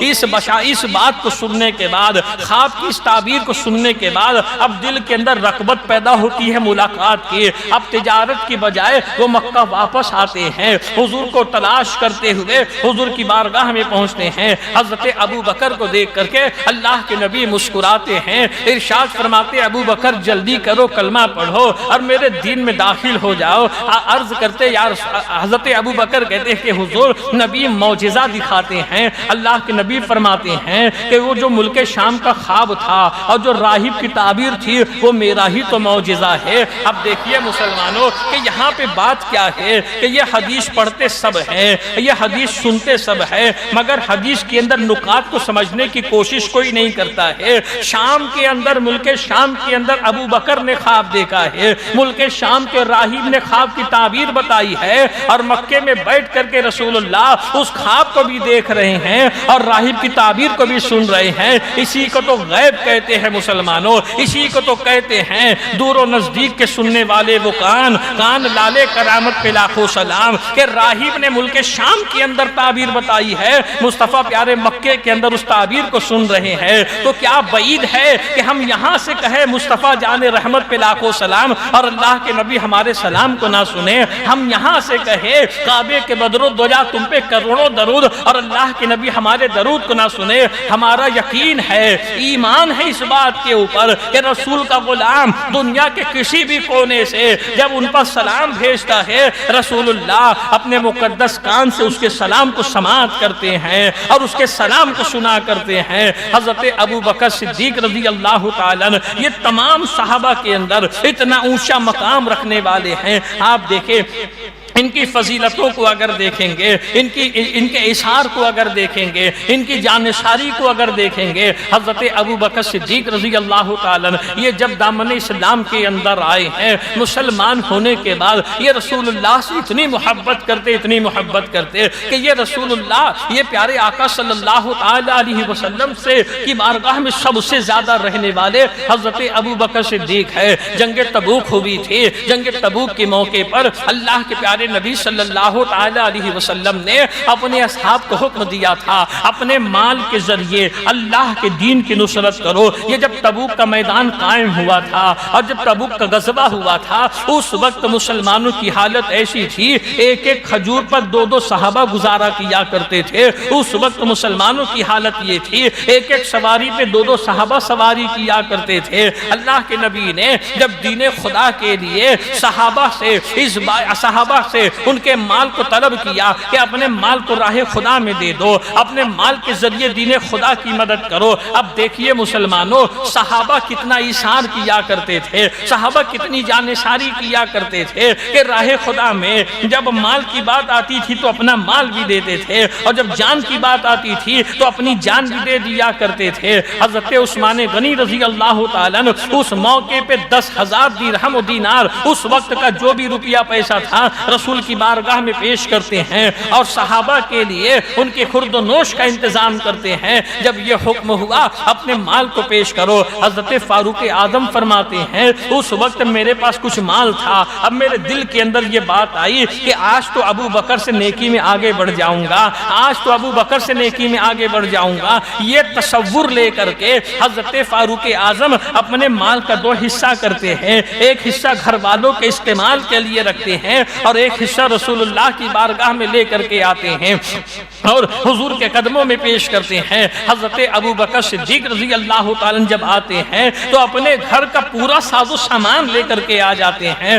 پورا ساز و سامان حضور کے قدموں میں پیش کر دیتے ہیں۔ میرے آقا ارشاد فرماتے ہیں، اچھا دیکھیے یہاں پہ بھی اس حدیث کے اندر بھی رسول اللہ کا غیب دیکھیے، اتنے صحابہ لا کر کے دے رہے ہیں۔ اللہ کے نبی نے کسی سے نہیں پوچھا کہ گھر کے پہ کیا چھوڑا ہے، اگر پوچھا ہے تو ابو بکر صدیق سے پوچھا ہے، اے ابو بکر بتاؤ تم نے اپنے گھر والوں کے لیے کیا چھوڑا ہے؟ حضرت ابو بکر کہتے یا رسول اللہ رسول کو گھر والوں کے لیے چھوڑ کے آیا ہو، پروانے کو ہے چراغ، بلبل کو ہے پھول، بس صدیق کے لیے ہے خدا کا رسول بس۔ میری ساری دولت تو آپ ہے، میری ساری جائیداد تو آپ ہے، میری پوری زندگی تو آپ ہیں۔ حضرت ابو بکر نے کہا اللہ رسول کو گھر پہ چھوڑا ہو۔ حضرت جبریل امین حاضر ہوتے ہیں، عرض کرتے یا رسول اللہ پروردگار فرماتا ہے ابو بکر سے میرا سلام کہہ دو اور ابو بکر سے پوچھو کہ وہ اپنے اللہ سے اس عالم فقیری میں راضی تو ہیں، اپنے اللہ سے اس عالم فقیری میں خوش تو ہیں۔ جب یہ پیغام آپ نے سنا آپ کے اوپر وجد طاری ہو گیا، عالم وجد میں کہتے ہیں میں اپنے اللہ سے راضی ہوں، میں اپنے اللہ سے راضی ہوں۔ یہ ایثار ہوتا ہے، یہ جانثاری ہوتی ہے، یہ محبت ہوتی ہے۔ آج مسلمان محبت کرتا ہے رسول سے، ان کی محبت میں وہ اپنے وقت کو قربان نہیں کر سکتا ہے۔ ابو بکر کی محبت دیکھو کہ گھر کا پورا سامان رسول کے قدموں میں لا کر کے پیش کر دیتے ہیں، پورا کے پورا سامان لا کر کے پیش کر دیتے ہیں۔ حضرت ابو بکر کا مقام و مرتبہ دیکھنا ہے۔ چاندنی رات تھی، اللہ کے پیارے نبی صلی اللہ تعالی علیہ وسلم ام المؤمنین ہماری پیاری ماں حضرت عائشہ صدیقہ کے کاشانے مبارک میں تھے۔ حضرت صدیقہ فرماتی ہے کہ میں نے آسمان پہ دیکھا ستارے چمک رہے تھے، اب میں نے کہا یا رسول اللہ یہ آسمان پہ جتنے تارے ہیں یہ اتنی نیکیاں کس کی ہو سکتی ہے؟ اب دیکھیے مسلمانوں کہ صحابہ اور رسول اللہ کی ازواج مطہرات کا یقین دیکھیے کہ ازواج مطہرات جانتے ہیں کہ ہر ڈھکی چھپی بات اللہ کے نبی جانتے ہیں، ہر غیب کو اللہ کے نبی جانتے ہیں۔ اعلیٰ حضرت ارشاد فرماتے ہیں اور کوئی غیب کیا تم سے نہا ہو بھلا، جب نہ خدا ہی چھپا تم پہ کروڑوں درود۔ دنیا کا کون سا غیب ہے آقا جو آپ سے چھپا رہے؟ جب خدا کی ذات کو آپ نے دیکھا ہے، بے حجاب دیکھا ہے، بے کیف دیکھا ہے، تو دنیا کی کون سی شے آپ سے پوشیدہ رہ سکتی ہے؟ حضرت صدیقہ نے کہا یا رسول اللہ یہ آسمان پہ جتنے تارے ہیں اتنی نیکیاں کس کی ہو سکتی ہے؟ اب دیکھیے اس وقت اللہ کے نبی صلی اللہ علیہ وسلم نے یہ ارشاد نہیں فرمایا عائشہ تم کیسا سوال کرتی ہو، آسمان کے تاروں کو میں کیا جانوں اس کی تعداد کتنی ہے، اور لوگوں کی نیکیاں میں کیا جانوں کہ کس کے نام اعمال میں کتنی نیکیاں ہیں۔ اللہ کے نبی نے یہ نہیں کہا بہت بخاری کی رٹ لگاتے ہیں۔ سرکار حافظ ملت فرماتے ہیں بے عشق محمد جو پڑھاتے ہیں بخاری، آتا ہے بخاری ان کو بخاری نہیں آتی۔ اگر بخاری سمجھنا ہے تو پہلے دل کے اندر رسول کی محبت کو پیدا کر لو، پہلے رسول اللہ کے غلام بن جاؤ تو ہر حدیث کے اندر تمہیں رسول کا غیب نظر آئے گا، ہر حدیث کے اندر تمہیں رسول اللہ کا اختیار نظر آئے گا، ہر حدیث کے اندر تمہیں ان کا تصرف نظر آئے گا اور ان کی قدرت نظر آئے گی کہ اللہ تبارک و تعالیٰ نے انہیں کتنا اختیار عطا فرمایا ہے، کتنا تصرف عطا فرمایا ہے۔ میرے آقا نے ارشاد فرمایا عائشہ یہ آسمان پہ جتنے تارے ہیں اتنی نیکیاں تو میرے عمر کی ہے۔ حضرت عمر کا نام سننا تھا، حضرت عائشہ صدیقہ کا گمان یہ تھا کہ ابھی میرے آقا نام لیں گے ابو بکر کا، میرے والد کا نام لیں گے، مگر حضرت عمر کا نام آیا۔ حضرت صدیقہ عرض کرتی یا رسول اللہ پھر میرے والد کی نیکیوں کا کیا، میرے والد کے نام اعمال میں کتنی نیکیاں ہیں؟ اللہ کے نبی فرماتے صدیقہ سنو عمر کی زندگی کی تمام نیکیاں ابو بکر کی ایک نیکی کے برابر ہے، ابو بکر کی ایک نیکی کے برابر ہے۔ اب بتائیے مسلمانوں حضرت فاروق اعظم کا مقام وہ ہے کہ حضور فرماتے ہیں میرے بعد کوئی نبی ہوتا تو عمر ہوتے۔ ابو بکر صدیق کا مقام کیا ہے کہ عمر کی زندگی کی تمام نیکیاں ابو بکر کی ایک نیکی کے برابر ہے۔ اب وہ نیکی کون سی تھی جانتے ہو؟ اس نیکی کو ہم جانتے تو نہیں ہے، بس ایک قیاس کر سکتے ہیں۔ اللہ کے پیارے رسول صلی اللہ علیہ وسلم نے ارشاد فرمایا ابو بکر اللہ مجھے حکم دے گا ہجرت کرنے کا، میں مکہ چھوڑ کر کے مدینہ چلا جاؤں گا۔ حضرت ابو بکر نے کہا یا رسول اللہ جب آپ ہجرت کا حکم ہو جائے، جب جانے لگے اپنے اس غلام کو اپنے ساتھ لے لینا، اپنے اس غلام کو خادم کو اپنے ساتھ لے لینا، میں بھی آپ کی معیت و رفاقت میں ہجرت کرنا چاہتا ہوں۔ اللہ کے نبی نے منظور کیا۔ اب اچانک ایک رات اللہ نے حکم دے دیا اے نبی اسی وقت تمہیں ہجرت کرنی ہے۔ اللہ عالم الغیب اور جو ہے خالق اسباب ہے، ہر چیز کو جانتا ہے اور اس کا کوئی کام حکمت سے خالی نہیں ہوتا ہے۔ پہلے حکم ہوا ہجرت ہوگی، ہجرت کا حکم دیا جائے گا، اور پھر جب ہجرت کا حکم دینا تھا آیت کا حکم دے دیا اسی وقت تمہیں ہجرت کرنی ہے۔ وہ وقت کون سا تھا؟ جب مکہ کے کفار قریش جو ہے دار الندوہ میں بیٹھ کر کے اس بات کا جو ہے اہتمام کرتے ہیں اور ارادہ کرتے ہیں کہ آج کی رات رسول محمد عربی کو قتل کر دیا جائے گا، اور کفار قریش کے نوجوان نوجوان جو ہے کاشان رسول اللہ کو گھیرے ہوئے ہیں، ہاتھوں کی زنجیر بنا کر کے رات کی تاریکی میں گھیرے ہوئے کہ جب یہ دروازہ کھول کر کے نکلیں گے ایک ساتھ سب ان کے اوپر حملہ کر کے انہیں ہلاک کر دیں گے۔ معاذ اللہ رب العالمین، صدبار معاذ اللہ، ان کی عقل ماری گئی تھی۔ وہ کیا جانے کہ جو گرتوں کو اٹھانے والے ہیں یہ ان کو گرانے کے لیے آئے تھے، جو بے سہاروں کو سہارا دینے والے ہیں یہ کفار مکہ ان کو بے سہارا کرنے آئے تھے۔ یہ کفار مکہ حضور کے کاشانہ مبارک کو گھیرے ہاتھوں کی زنجیر بنا کر کے بیٹھے ہیں۔ اللہ نے حکم دے دیا اے نبی اسی وقت ہجرت کرنا ہے۔ اللہ کے نبی کاشانہ مبارک سے نکلتے ہیں اور ایک مٹھی مٹی اٹھاتے ہیں۔ قرآن کی آیت سورہ یاسین کی ہے، وَجَعَلْنَا مِن بَيْنِ أَيْدِيهِمْ سَدًّا وَمِنْ خَلْفِهِمْ سَدًّا فَأَغْشَيْنَاهُمْ فَهُمْ لَا يُبْصِرُونَ۔ اس آیت کو پڑھ کر کے ان کفار کی طرف پھونک دیتے ہیں اور ان کے بیچ سے نکل جاتے ہیں۔ اب دیکھیے یہاں پہ مسلمانوں، مفسرین جو نقطہ بیان کرتے ہیں، ہم ہمیشہ یہی سنتے ہیں کہ حضور نے ان کے اوپر پھونکا اور ان کے بیچ سے نکل گئے اور انہیں معلوم نہیں پڑا، جبکہ وہ ہاتھ کی زنجیر بنائے ہوئے تھے۔ تو بعض مفسرین کہتے ہیں حقیقت یہ تھی کہ جب اللہ کے نبی صلی اللہ علیہ وسلم کاشانہ مبارک سے باہر آئے تھے تو جسم بشری لے کر کے آئے تھے، اور اگر جسم بشری سے نکلتے تو ہاتھوں کی زنجیر تھی، انہیں احساس ہو جاتا۔ اللہ کے نبی صلی اللہ علیہ وسلم اپنی نورانیت کے ساتھ ان کے درمیان سے نکل گئے اور انہیں سمجھ میں نہیں آیا، خاک ان کے سر پہ پڑی رہی۔ یہی وجہ ہے مسلمانوں کہ قرآن کے اندر ایسی ایسی آیتیں ہیں کہ آدمی اگر قرآن سے فیض حاصل کرنا چاہے تو وہ بہت فیض حاصل کر سکتا ہے۔ یہی ایک آیت کو لے لو نا سورہ یاسین شریف کی، وَجَعَلْنَا مِن بَيْنِ أَيْدِيهِمْ، یہ الی آخری آیت تک کے اگر آدمی اپنے گھر سے نکلنے سے پہلے صبح 7 مرتبہ اس آیت کو پڑھ کے اپنے گھر سے نکلے تو پورا دن وہ دشمنان کے شر سے محفوظ رہے گا، پورا دن وہ حاسدین کے حسد سے محفوظ رہے گا۔ مگر ہم اور آپ کرتے کیا ہے؟ پریشانی آئی یہ بابا کا چکر، وہ بابا کا چکر، ہم اور آپ کرتے کیا ہے؟ پریشانی آئی اس کو بلا کے یہ پڑھوا، اس کو بلا کے وہ پڑھوا۔ ہم خود پڑھنا نہیں چاہتے ہیں، ہم خود سیکھنا نہیں چاہتے ہیں، ہم یہ چاہتے جو کام پیسہ دے کے ہو جاتا ہے وہ محنت ہم کیوں کرے؟ یہ ہماری سب سے بڑی کمی اور سب سے بڑی کوتاہی ہے۔ اللہ کے نبی ہجرت فرماتے ہیں اور حضرت ابو بکر کو لے کر کے اللہ کے نبی مکے سے مدینہ کی طرف روانہ ہوتے ہیں۔ راستے میں غار ثور پڑتا ہے، اللہ کے نبی اس غار کے اندر قیام فرماتے ہیں۔ جب اس غار میں چڑھتے ہیں اللہ کے پیارے رسول صلی اللہ علیہ وسلم، اب چونکہ بہت پرانا غار تھا، حضرت ابو بکر عرض کرتے یا رسول اللہ یہ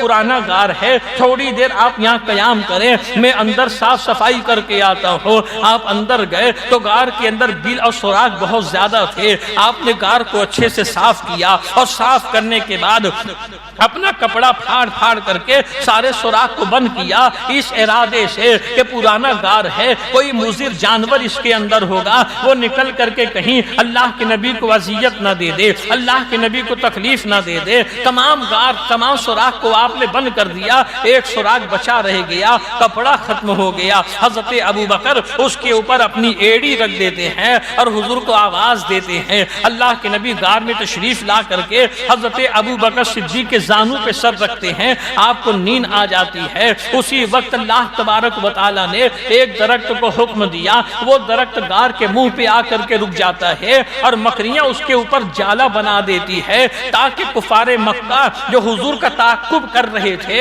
انہیں اس بات کا یقین نہ ہو سکے کہ اللہ کے نبی صلی اللہ علیہ وسلم اسی غار کے اندر ہے۔ وہ غار کے منہ تک تو پہنچے تھے اور ان لوگوں میں کسی نے کہا بھی کہ غار کے اندر جا کر کے دیکھو، تو بعض کہنے لگے کہ غار کے اندر وہ جا ہی نہیں سکتے ہیں کہ غار کے منہ کے اوپر جو ہے ایک درخت ہے اور اس کے اوپر مکڑیوں نے جالا بنا ہوا ہے، اگر کوئی اندر جائے گا تو درخت کی ٹہنی ٹوٹی ہوتی اور یہ مکڑی کے جالے ٹوٹے ہوتے۔ اس وقت وہ وہاں سے واپس ہوئے، مگر جب وہ غار کے منہ تک کے پہنچے تھے ان کے پیر نظر آنے لگے۔ حضرت ابو بکر صدیق بے چین ہو گئے، حضرت ابو بکر صدیق بے قرار ہو گئے۔ آپ کی بے چینی، وہ بے قراری اپنی جان کے لیے نہیں تھی، یہ بے چینی اور بے قراری رسول اللہ صلی اللہ علیہ وسلم کے لیے تھی کہ کہیں یہ میرے آقا کو کوئی اذیت نہ پہنچا دے۔ اللہ کے نبی فرماتے ہیں سورہ توبہ کے اندر اللہ تبارک و تعالی نے اس آیت کو نازل کیا، اذ یقول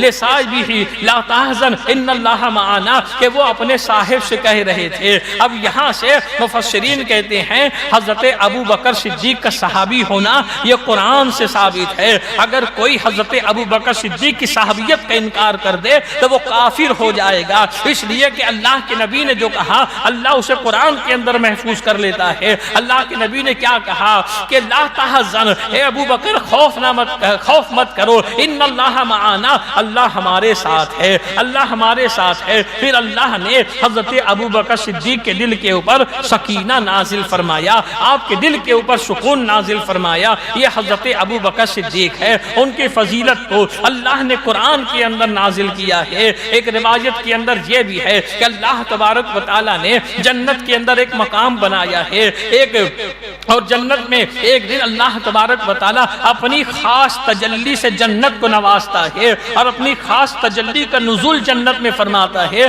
اور ارشاد فرماتا ہے کہ سن، مجھ کو میرے عزت و جلال کی قسم ہے، جنت میں وہی آدمی آئے گا جو ابو بکر سے محبت کرنے والا ہوگا، جس کے دل کے اندر ابو بکر کی محبت ہوگی۔ حضرت ابو بکر صدیق وہ ہے مسلمانوں کہ اللہ کے پیارے نبی صلی اللہ علیہ وسلم فرماتے ہیں کسی کے مال نے مجھے اتنا نفع نہیں دیا جتنا نفع ابو بکر صدیق کے مال نے دیا ہے، اور کسی کا احسان مجھ پر نہیں ہے یہ کہ میں نے سب کے احسان کا بدلہ دے دیا، ابو بکر کا احسان ہے، اس کا بدلہ قیامت کے دن اللہ تبارک و تعالی ان کو عطا فرمائے گا، اللہ تبارک و تعالی اس احسان کا بدلہ ان کو عطا فرمائے گا۔ مولا کائنات رضی اللہ تعالیٰ حضرت ابو بکر صدیق کے دور خلافت میں آپ کی بارگاہ میں موجود تھے۔ حضرت ابو بکر صدیق حضرت علی کو دیکھ کے مسکرانے لگتے ہیں، مسکرانے کی وجہ حضرت علی نے پوچھی تو حضرت ابو بکر فرماتے علی سنو، اللہ کے نبی صلی اللہ علیہ وسلم نے ارشاد فرمایا تھا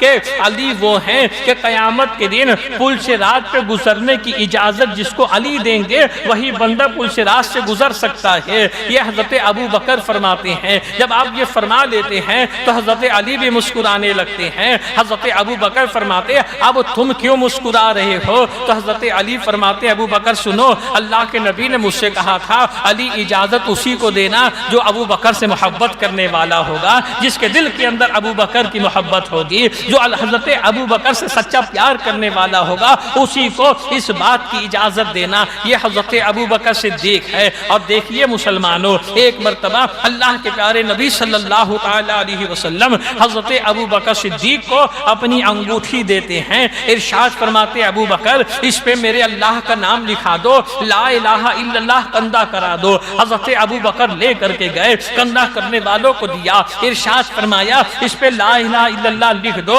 یہ میرے محبوب کے محبوب کا نام ہے، میرے رسول نے کہا ہے میرے محبوب کا نام لکھو، مگر میری محبت گوارا نہیں کرتی ہے اللہ کا نام ہو اور اللہ کے محبوب کا نام نہ ہو۔ اے کندہ کرنے والے، رسول کی مرضی سے لا الہ الا اللہ لکھ، ابو بکر کی مرضی سے محمد رسول اللہ لکھ دے۔ لکھنے والے نے لکھ دیا، کندہ کرنے والے نے کندہ کر دیا۔ اب وہ انگوٹھی حضور کی بارگاہ میں جب پیش ہوئی اس پہ لکھا تھا لا الہ الا اللہ اور محمد رسول اللہ، ابو بکر عتیق اللہ، جب تیسرا نام اس میں تھا اللہ کے نبی نے ارشاد فرمایا ابو بکر ایک نام لکھانے کو کہا تھا، اس میں دو نام کا اضافہ ہے، اس میں لا الہ الا اللہ محمد رسول اللہ، اس میں تمہارا نام بھی لکھا ہوا ہے۔ ابھی یہ گفتگو ہو ہی رہی تھی، حضرت جبریل خدا کے حکم سے حاضر ہوتے ہیں، عرض کرتے یا رسول اللہ جب ابو بکر نے آپ کے نام کو خدا کے نام سے جدا کرنا پسند نہیں کیا تو اللہ نے بھی ابو بکر کے آپ کے نام سے ابو بکر کے نام کو جدا کرنا پسند نہیں کیا۔ لا الہ الا اللہ آپ کی مرضی سے لکھا ہے، محمد رسول اللہ ابو بکر کی مرضی سے لکھا ہے، ابو بکر عتیق اللہ یہ خدا کی مرضی سے لکھا ہے۔ یاد رکھنا مسلمانوں، یہ ساری چیزیں جو ہے نا عشق رسول کی بنیاد پر ہے، محبت رسول کی بنیاد پر ہے۔ اب یہاں پہ مولا کائنات کی ایک روایت میں آپ لوگوں سے عرض کرتا ہوا چلو اور ساری باتوں کو سن کر کے سبحان اللہ الحمدللہ کہنے کے ساتھ ساتھ مسلمانوں اپنے دل کے اندر یہ ذوق رکھو کہ ہم ان باتوں کے اوپر عمل کریں گے، ہم ان نصیحتوں کے اوپر عمل کریں گے۔ حضرت حضرت مولا کائنات رضی اللہ تعالیٰ عنہ نے حضرت ابو بکر صدیق سے کہا، اے ابو بکر یہ بتائیں اللہ تبارک و تعالیٰ نے یہ جو اتنا اونچا مقام آپ کو عطا کیا کس عمل کی بنیاد پر دیا؟ آپ کون سا عمل ایسا کرتے ہو کہ اس عمل کی بنیاد پر اللہ تبارک و تعالیٰ نے یہ مقام اور یہ مرتبہ آپ کو عطا کیا؟ حضرت ابو بکر ارشاد فرماتے ہیں کہ میں دنیا میں 2 قسم کے لوگوں کو دیکھتا ہوں۔ یہ نصیحت کی بات ہے، بڑے غور سے سننا۔ حضرت ابو بکر صدیق نے کہا میں دنیا میں 2 طریقے کے لوگوں کو دیکھتا ہوں۔ ایک وہ لوگ ہیں جو طلب دنیا میں کوشاں رہتے ہیں، طلب دنیا میں مارے پھرتے ہیں۔ ایک وہ ہیں جو طلب آخرت میں کوشاں رہتے ہیں اور طلب آخرت کی جستجو کرتے ہیں۔ میں نے ان دونوں کو ترک کیا، میں طلب مولا کی کوشش کرتا ہوں، میں طلب مولا کی کوشش کرتا ہوں۔ حضرت رابعہ بصری اس بات کو سمجھانے کے لیے، حضرت رابعہ بصری رضی اللہ تعالیٰ عنہ ایک مرتبہ اپنے ہاتھ میں انگار اور پانی لے کر کے جا رہی تھی۔ لوگوں نے کہا رابعہ کہاں جا رہی ہے؟ ارشاد فرمایا یہ پانی ہے، اس سے جہنم کو بجھا دوں گی، یہ آگ سے جنت کو جلا دوں گی۔ لوگوں نے کہا ایسا کیوں کرو گے؟ ارشاد فرمایا کہ مسلمان نماز پڑھتا ہے، اللہ کی عبادت کرتا ہے، یا تو جہنم کے ڈر سے کرتا ہے یا تو جنت کی لالچ میں کرتا ہے۔ حضرت رابعہ دعا کرتی ہے پروردگار اگر رابعہ جہنم کے ڈر سے تیری عبادت کرتی ہے تو سب سے پہلے جہنم میں رابعہ کو ڈالنا، اور اگر جنت کی لالچ میں تیری عبادت کرتی ہے تو جنت رابعہ پہ حرام کر دینا۔ اب یہ بات آگے آپ کو سمجھ میں آئے گی۔ خلیفہ ہارون رشید اس نے بغداد والے کو اپنے محل میں بلوایا اور ایک طرف کھانے کی انبار لگا دی، ایک طرف کپڑے لگا دی، ایک طرف ہیرے جواہرات اور دولت لگا دی، اور اعلان کیا جسے جو چاہیے اس کے اوپر ہاتھ رکھ دے وہ اس چیز اس کی ہو جائے گی۔ جس کو کھانا چاہیے تھا اس نے کھانے پہ ہاتھ رکھا، جسے کپڑا چاہیے تھا اس نے کپڑے پہ ہاتھ رکھا، جسے دولت چاہیے تھی اس نے دولت پہ ہاتھ رکھی۔ زبیدہ آ کر کے ہارون رشید کے سر پہ ہاتھ رکھ دیتی ہے۔ جب زبیدہ ہارون رشید کے سر پہ ہاتھ رکھتی ہے تو ہارون رشید نے کہا یہ کیا ہے؟ زبیدہ نے کہا کہ آپ کا اعلان تھا کہ جسے جو چاہیے اس کے اوپر ہاتھ رکھ دو وہ چیز اس کی ہو جائے گی۔ ہارون رشید میں نے تیرے سر پہ ہاتھ رکھا، اب تو میرا ہو گیا، جب تو میرا ہوگا تو یہ ساری دولت میری ہو جائے گی۔ آئی بات سمجھ میں؟ حضرت ابو بکر نے کہا میں طلب مولا کی کوشش کرتا ہوں، آخرت تو اس کی سنور جائے گی، دنیا تو اس کی سنور جائے گی، مولا جس کا ہو جائے گا، مولا جس کا ہو جائے گا دنیا اس کی سنور جائے گی۔ ارشاد فرماتے ہیں نہ تو میں طلب دنیا کرتا نہ تو طلب آخرت، میں طلب مولا کرتا ہوں، اللہ کی طلب کرتا ہوں۔ دوسری بات ارشاد فرماتے ہیں میں دنیا کا کھانا کبھی پیٹ بھر کر کے نہیں کھاتا، کہ اللہ کی محبت نے مجھے اس چیز سے بے نیاز کر دیا۔ تیسری چیز ارشاد فرماتے ہیں میں دنیا کا پانی کبھی سیر ہو کر کے نہیں پیتا، کہ اللہ کی محبت کے پانی نے دنیا کی پیاس میری بجھا دی ہے۔ چوتھی چیز ارشاد فرماتے ہیں علی سنو، میرے پاس جب 2 کام آتے ہیں، ایک دنیاوی ہوتا ہے ایک کام اخروی ہوتا ہے، میں تو دنیاوی کام کو ترک کر دیتا ہوں اور اخروی کام کو ترجیح دیتا ہوں۔ اور 5ویں بات یہ ہے کہ میں رسول اللہ کی صحبت میں رہا ہوں اور وہ میری صحبت بہت اچھی رہی ہے۔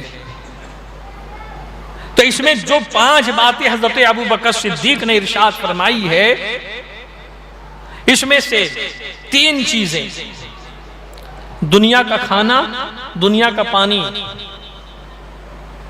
اور جب تمہارے سامنے 2 کام آ جائے، ایک دنیاوی کام ہو ایک اخروی کام ہو، تو دنیاوی کام کو ترک کر کے اخروی کام کو ترجیح دینا یہ بندے کے مقام کو اللہ کی بارگاہ میں بلند کرتا ہے۔ اللہ قرآن میں کہتا ہے لن تنالوا البر حتی تنفقوا مما تحبون، ہرگز تم فلاح نہیں پاؤ گے جب تک کہ اپنی محبوب ترین چیز اللہ کی راہ میں قربان نہ کرو، اپنی محبوب ترین چیز۔ آج تو جہاد کا دور نہیں، آج تمہیں اپنی جان کو قربان نہیں کرنی ہے، آج تمہیں اپنے مال کو قربان نہیں کرنا ہے، آج اگر تمہیں قربان کرنا ہے تو صرف دو چیز ہے، ایک اپنا نفس ہے اور ایک اپنا وقت ہے۔ ایک اپنا نفس ہے اور ایک اپنا وقت ہے۔ اگر مسلمان اپنا نفس اور اپنا وقت اللہ و رسول کے لیے قربان نہ کرے تو اس مسلمان سے زیادہ کم نصیب اور کوئی ہوگا نہیں۔ پھر ہمارا محبت کا دعویٰ یہ جھوٹا ہے، یہ ہمارا محبت کا دعویٰ یہ جھوٹا ہے۔ بڑی محبت ہے، بڑی محبت ہے، تو وہ مقام گھر بیٹھے بٹھائی ملے گا؟ آج کا مسلمان اگر عبادت بھی کرتا ہے تو مسلمان عبادت مطلب پورتا کرتا ہے، جب تک کہ مطلب پورا نہیں ہوتا پڑھتا رہے گا، پڑھتا رہے گا، پڑھتا رہے گا۔ جس دن مطلب پورا ہوا ساری پڑھائی بھول جاتا ہے، نماز تک کے لوگ چھوڑ دیتے ہیں۔ یاد رکھنا مسلمانوں، نماز فقط اللہ کی رضا اور اس کی خوشنودی کے لیے پڑھنی چاہیے۔ وہ خدا جو ہمیں رزق دیتا ہے، اگر تم نہ پڑھو تب بھی وہ رزق دے گا، مگر یاد رکھنا مسلمانوں، زندگی گزر جائے گی، کتنے سال جیو گے؟ 60-70 سال سے زیادہ کوئی جیتا نہیں ہے۔ اگر کسی کی 100 سال ہو جائے نا تو لوگ کہتے ہیں کہ کب مرے گا، اس کو دیکھ دیکھ کے ہم تھک گئے۔ لوگ یہ کہتے ہیں کہ اگر کسی کی عمر کچھ زیادہ ہو جائے تو لوگ کہتے ہیں اس کو دیکھ دیکھ کے ہم تھک گئے، یہ کب مرے گا؟ مسلمان آج کا ایسا ہے، اگر کوئی جیے تو بھی تکلیف ہے، کوئی مر جائے تو بھی تکلیف ہے۔ کسی کا انتقال ہوا، ارے کیسے مر گیا؟ ارے موت آئی تھی تو مر گیا۔ اگر وہ جی رہا ہے تو دھرتی کا بوجھ ہے۔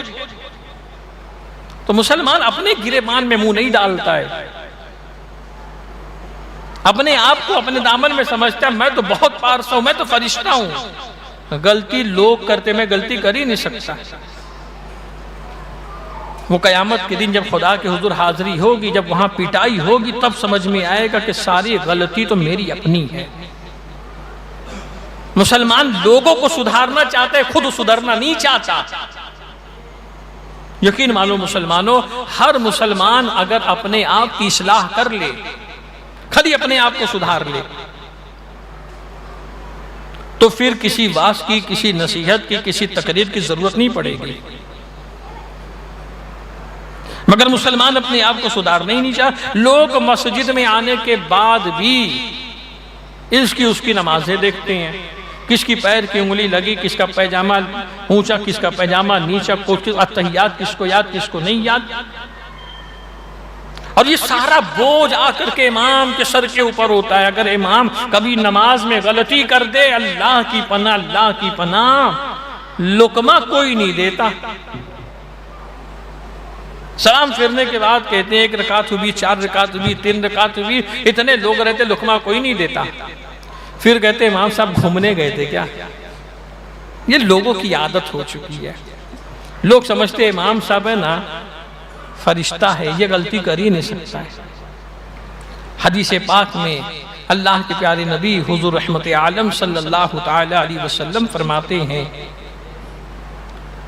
نماز میں امام سے جو غلطی ہوتی ہے نا، وہ غلطی امام کی نہیں ہوتی۔ نماز میں امام سے جو غلطی ہوتی ہے نا، وہ غلطی امام کی نہیں ہوتی ہے۔ نماز میں امام سے جو غلطی ہوتی ہے وہ مقتدی کے ناقص وضو اور ناقص غسل کی وجہ سے ہوتی ہے۔ حدیث پاک میں اللہ کے نبی فرماتے ہیں، یہ حدیث پاک کے حضور فرماتے ہیں اپنا وضو اور غسل اچھی طریقے سے کیا کرو کہ تمہارے غسل کی اور وضو کی کمی کی وجہ سے نماز میں امام سے سہو ہو جاتا، اس سے غلطی ہوتی ہے۔ اور حیرت یہ ہوتی ہے کہ اگر کسی نماز میں امام سے غلطی ہو جائے، ابھی امام گھر بھی نہیں پہنچا رہتا ہے، فائد جی کے جیسا پورے علاقے میں سب کو معلوم پڑ جاتا ہے امام صاحب 3 رکعت پڑھائے ہیں۔ جنگل میں آگ بھی اتنی تیزی سے نہیں لگتی ہے جتنی تیزی سے 3 رکعت کی خبر لوگوں تک کے پہنچ جاتی ہے۔ یہ بات اصلاح کے لیے کر رہا ہوں کسی کے اوپر طنز کرنا یا آپ لوگوں کو ہنسانا مقصد نہیں ہے، یہ ہماری اپنی کمی ہے۔ امام جو ہوتا ہے نا، ایک آئینہ ہوتا ہے، آئینے کا کام ہوتا ہے کمی اور غلطیوں کو دکھا کر کے اس کو سدھارنا۔ تو مسلمانوں، حضرت ابوبکر صدیق کی زندگی یہ ہمارے لیے ایک بہترین نمونہ ہے۔ حضرت ابوبکر نے حضرت مولا کائنات رضی اللہ تعالیٰ عنہ سے ارشاد فرمایا کہ علی جب میرا انتقال ہو جائے تو مجھے غسل تم ہی دینا، مجھے غسل تم ہی دینا، اس لیے کہ تم نے اپنے اسی ہاتھوں سے رسول اللہ کو غسل دیا ہے، اور مجھ کو میرے پرانے کپڑے میں کفن پہنا کر کے میرا جنازہ رسول پاک صلی اللہ علیہ وسلم کے مواضع اقدس کے پاس لے جا کر کے رکھ دینا، دروازہ بند ہو، سکلی لگی ہو، کوئی کھولنا مت، میرا سلام عرض کرنا اور کہنا یا رسول اللہ غلام حاضر ہے، اگر اجازت ہو تو پہلو میں دفن کیا جائے، اگر دروازہ کھل جائے تو دفن کر دینا، ورنہ مسلمانوں کے قبرستان میں کہیں دفن کرنا۔ آپ کی وفات ہوئی، حضرت علی نے غسل دیا، صحابہ نے جنازے کی نماز ادا کی، اس کے بعد مقدس جنازہ مواضع اقدس کے پاس لا کے رکھا گیا، حجرہ پاک کا دروازہ بند تھا، شگلی لگی ہوئی تھی، صحابہ نے ادب و احترام سے کہا یا رسول اللہ غلام حاضر ہے، ابوبکر حاضر ہے، اجازت ہو تو آپ کے پہلو میں دفن کیا جائے۔ دروازہ خود بخود کھلتا ہے، قبر انور سے آواز آتی ہے حبیب کو حبیب کے پاس لے آؤ، قبر انور سے آواز آتی ہے حبیب کو حبیب کے پاس لے آؤ۔ حضرت ابوبکر صدیق سے حضور اتنی محبت فرماتے تھے، اتنی محبت فرماتے تھے کہ سرکار کے وصال کے بعد حضرت ابوبکر صدیق کا دور خلافت تھا، آپ بیمار بھی رہا کرتے تھے، فراق رسول میں، محبت رسول میں آپ بیمار بھی رہا کرتے تھے۔ ایک دن حضرت ابوبکر صدیق نے خواب دیکھا اللہ کے پیارے نبی تشریف لائے ہیں، اللہ کے نبی نے سفید لباس و زیب تن کیا ہوا تھا اللہ کے پیارے نبی، اور وہ خود بخود پورا سبز ہو جاتا ہے۔ اللہ کے نبی فرماتے ابوبکر کیا مجھ سے ملاقات کا دل نہیں ہوتا، کیا مجھ سے ملاقات کرنا نہیں چاہتے؟ حضرت ابوبکر رونے لگے کہ یا رسول اللہ میں چاہتا تو ہوں آپ سے ملاقات کرنا، مگر کیا کروں؟ اللہ کے نبی فرماتے ہیں بہت جلد ہماری تمہاری ملاقات ہونے والی ہے۔ یہ خواب دیکھ کر کے آپ زاؤ قطار رونے لگے، اتنا روئے کہ گھر والے بیدار ہو جاتے ہیں۔ اور جب آپ کی وفات ہوئی، حضرت ابو عبادہ بن جراح رضی اللہ تعالیٰ عنہ جو عشرہ مبشرہ کے صحابی ہیں، یہ ملک شام جہاد پر تھے اور مسلمانوں کو فتح نہیں مل رہی تھی۔ حضرت ابو عبادہ رات سوئے، اللہ کے نبی صلی اللہ علیہ وسلم خواب میں تشریف لائے، اللہ کے نبی نے فرمایا ابو عبادہ مسلمانوں کو بشارت دے دو کہ کل انہیں فتح نصیب ہو جائے گی، اور اللہ کے نبی واپسی میں جلد کرنے لگے، عجلت کرنے لگے۔ حضرت ابو عبادہ نے کہا یا رسول اللہ اتنی عجلت کس بات کی ہے، اتنی جلدی کس بات کی ہے واپسی کی؟ میرے آقا فرماتے ابو عبادہ ابو بکر کا وصال ہو گیا ہے، اس کا جنازہ تیار ہے، میں اس کے جنازے میں جا رہا ہوں۔ یہ حضرت ابو بکر صدیق کا مقام ہے۔ ہم اپنے اصحاب رسول اللہ کے اصحاب کے فضائل کو سن کر کے بہت خوش ہوتے ہیں، مگر ہمارے دلوں کے اندر یہ جذبہ اور یہ ذوق نہیں ہوتا کہ ہم ان کی سیرت پر عمل کریں، ہم ان کی زندگی پر عمل کریں۔ حضرت ابوبکر صدیق کی زندگی کی 5 باتیں، اس میں سے صرف ایک بات کے اوپر آپ عمل کرو، صرف ایک بات کے اوپر، کہ جب تمہیں 2 کام آ جائے، ایک کام دین کا ہو ایک کام دنیا کا ہو، تو دنیا کے اوپر دین کو ترجیح دے دو، کامیاب ہو جاؤ گے۔ دین کے کام پر دنیا کے کام کو قربان کر دو، کامیاب ہو جاؤ گے۔ اسی میں ہماری آپ کی کامیابی ہے۔ اللہ تبارک و تعالی ہم سب کو ہدایت عطا فرمائے، حضرت ابوبکر صدیق کے فیضان سے ہمیں مالا مال کرے، آپ کی محبت عطا فرمائے، اور دونوں جہان میں ہمیں اور پوری امت کو پروردگار سربلندی عطا فرمائے۔ صلاۃ و سلام